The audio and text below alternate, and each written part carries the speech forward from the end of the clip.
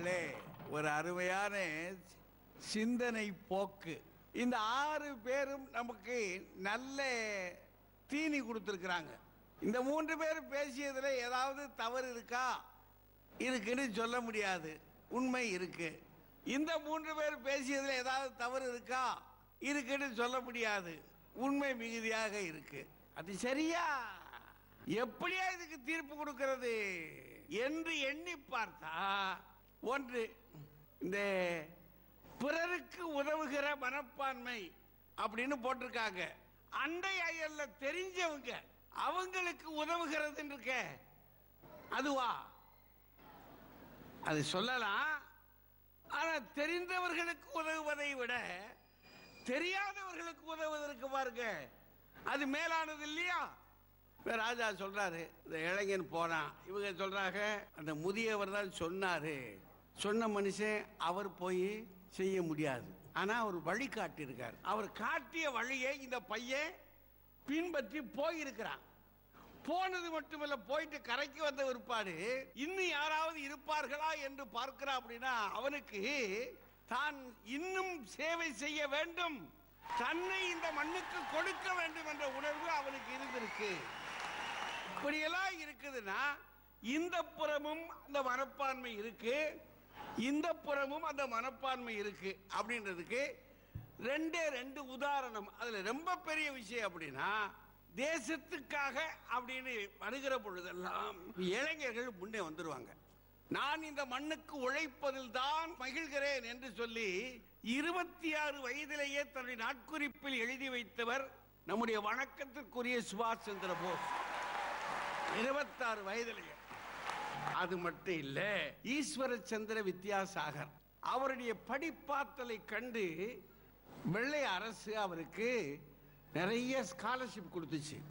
அந்த ஸ்காலர்ஷிப் பணத்தை வாங்கி அவர் மட்டும் படிக்கலையா, தன்னோடு கூட படித்துக் கொண்டிருந்த ஏழை மாணாக்கர்களுக்கும் அவர் கொடுத்து, நீங்களும் படியுங்கள் என்று சொல்லுவார் என்று சொன்னால் யோசிச்சு பாருங்க.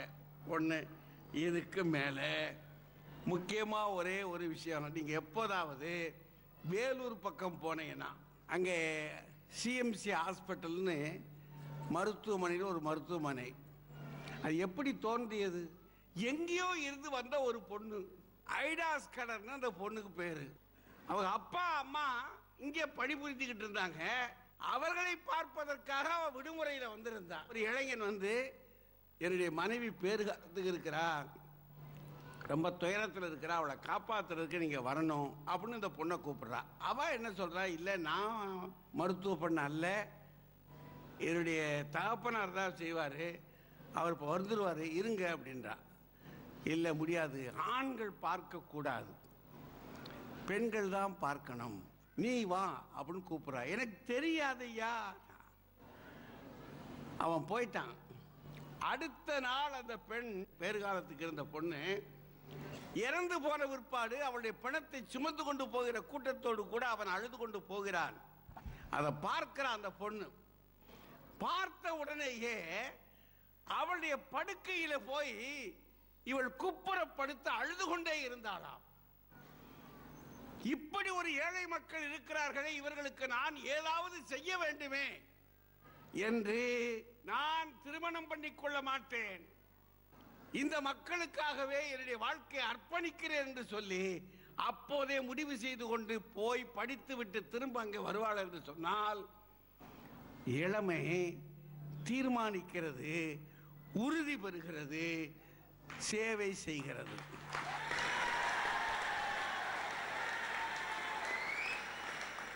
அப்படின்னா முதுமை இல்லைங்களா? என்னையா என்னையா அது? நீ ஒரு பெரிய மனுஷனா இருந்து இப்படி பேசிட்டியாப்பா? இதெல்லாம் உனக்கு அழகாவா இருக்கு, வயசாச்சுடா டேய் டேய் டேய் டேய் அப்படின்னு மனசுக்குள்ள நமக்கு எல்லாருக்கும் ஒரு ஏக்கம் இருக்கத்தான் இருக்கா. முதுமை சற்றும் குறைந்தது அல்ல. அதுவே ஒரு உதாரணம் சொல்றேன். பென்னி குக் முதுமை, அவன் ஒரு பொறியாளரா வந்தான். இந்த நாட்டிலே அணை கட்ட வேண்டும் என்பது அவனுக்கு என்ன ஆசை? அவன் இந்த நாட்டுக்காகவே அரசு மறுத்த பிற்பாடும் கூட அந்த திட்டத்தை நிறைவேற்றி ஆக வேண்டும் என்று தன்னுடைய நாட்டுக்கு போய் தன் சொத்துக்களை விற்று அவ்வளவையும் அள்ளி கொண்டு வந்து இந்த மக்களுக்காக கொடுக்கிறான் என்று சொன்னால் முதுமையும் இளமைக்கு சளைத்தது அல்ல. ரெண்டும் சரியா தானையா இருக்கு. இப்ப என்னையா செய்ய? நம்ம பெரியவை இதுக்கு முதல்ல ஒரு தீர்ப்பு கொடுத்துட்டானியா, நான் என்ன செய்வேன்?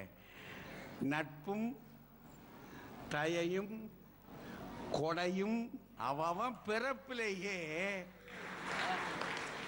இறைவன் எழுதிட்டாயா. 5 வளையாதது 50 வளையாது.